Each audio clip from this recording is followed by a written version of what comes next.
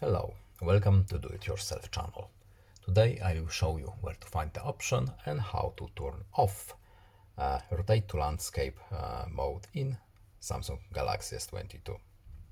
Where is this option and how to turn it off? Of course, we have to go to settings. In settings we are looking for home screen menu right here, and at the bottom of the screen we have rotate to landscape mode. To turn it off, we simply uncheck this little box and that's it. No need to save anything. We just check the box or uncheck and that's it. Go back to main menu. That's all. No need to save. I hope this video was helpful to you. Please leave a like and subscribe. Have a nice day and see you in the next video. Goodbye.